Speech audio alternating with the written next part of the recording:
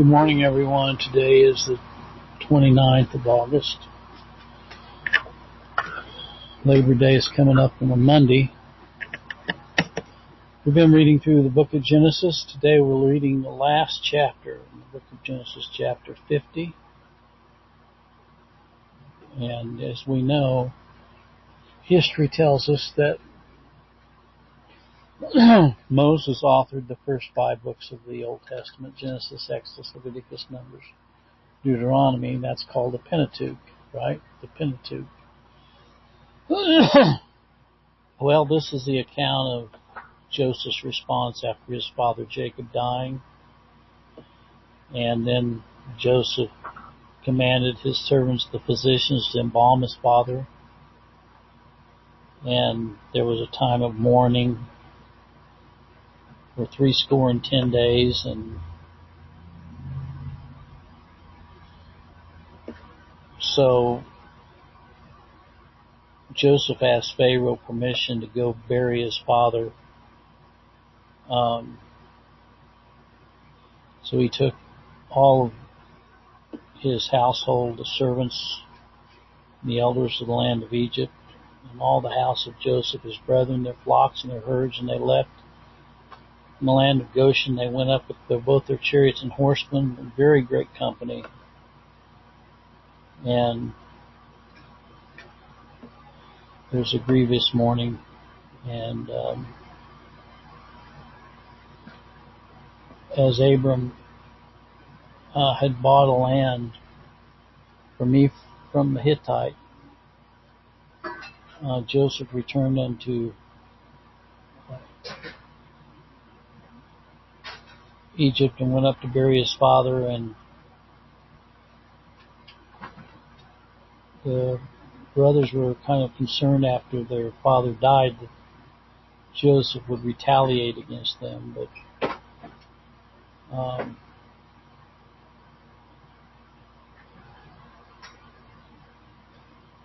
Joseph said, "Fear not, for am I in the place of God?" In other words, he said, God has ordained everything that happened. And so Joseph lived 110 years. And he saw Ephraim's children, the third generation, the children also of Machir, the son of Manasseh. And so at that point, Joseph told his brethren that he die. And he said, "He will bring you out of this land." And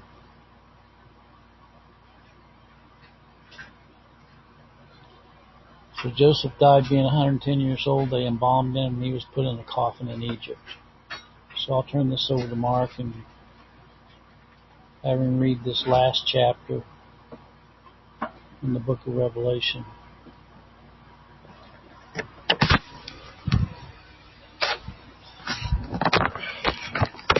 Chapter Genesis 50. Joseph fell upon his father's face and wept upon him and kissed him. Joseph commanded his servants, the physician, to embalm his father, and the physician to embalm Israel. 40 days were fulfilled for him. So were fulfilled the days of those which were embalmed, and the Egyptians mourned for him 70 days. The days of his mourning were past. Joseph spake unto the house of Pharaoh, saying, If now I have found grace in your eyes, speak, I pray you, in the ears of Pharaoh, saying, My father made me swear, saying, Lo, I die, and my grave which I have digged for me in the land of Canaan, there shalt thou bury me. Thou therefore let me go up, I pray thee, and bury my father, and I will come again. Pharaoh said, Go up and bury thy father, according as he made thee swear. And Joseph went up to bury his father, and with him went up all the servants of Pharaoh, the elders of his house, all the elders of the land of Egypt, and all the house of Joseph and his brothers, and his father's house, only their little ones, and their flocks and their herds they left the land of Goshen. There went up with him both chariots and horsemen, and it was a very great company. And they came to the threshing floor of Abad, which is beyond Jordan, and there they mourned in a great and very sore lamentation. He made mourning for his father 7 days. When the inhabitants of the land, the Canaanites, saw the mourning on the floor of Atad, they said, This is a grievous mourning to the Egyptians, wherefore the name of it was called Abel Mizraim, which is beyond Jordan. The sons died unto him according as he commanded them. For his sons carried him to the land of Canaan and buried him in the cave of the field of Machpelah, which Abraham bought with a price for possession of the burying place of Ephraim the Hittite, before Mamre. Joseph returned into Egypt, he and his brother, and all he went up with him to bury his father, after he had buried his father. When Joseph's brethren saw their father was dead, they said, Joseph will peradventure hate us, certainly requite us all the evil which we did unto him. And they sent a messenger unto Joseph's spies, saying, Thy father doth command before he died, saying, So shall you say unto Joseph, Forgive, I pray you now, the trespass of thy brethren, and our sin, for they did thee unto thee evil. And now we pray thee, forgive the trespass of the servants of God thy father. And Joseph wept when they spake unto him. And his brethren also went and fell down before his face, and they said, Behold, we be thy servants. And Joseph said unto them, Fear not, for I am in the place of God. But as for you, you thought evil against me, but God meant it unto good, to bring it to pass at this day, to save much people alive. Now therefore fear you not, I will nourish you and your little ones. And he comforted them and spake kindly unto them. And Joseph dwelt in Egypt, he and his father's house, and Joseph lived 110 years. Joseph saw Ephraim's children of the third generation. The children also made sure the son of Manasseh with them, who love and hate me, were brought up upon Joseph's knees.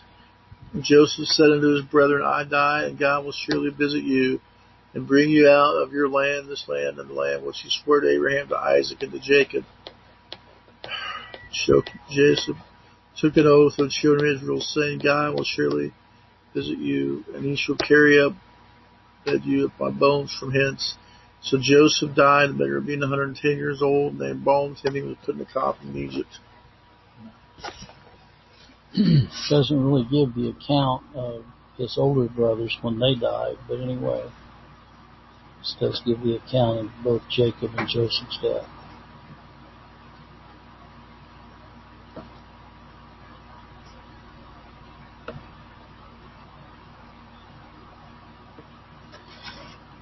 It's amazing how much shorter life Joseph had than Methuselah, who was 969 years old, and Joseph was only 110.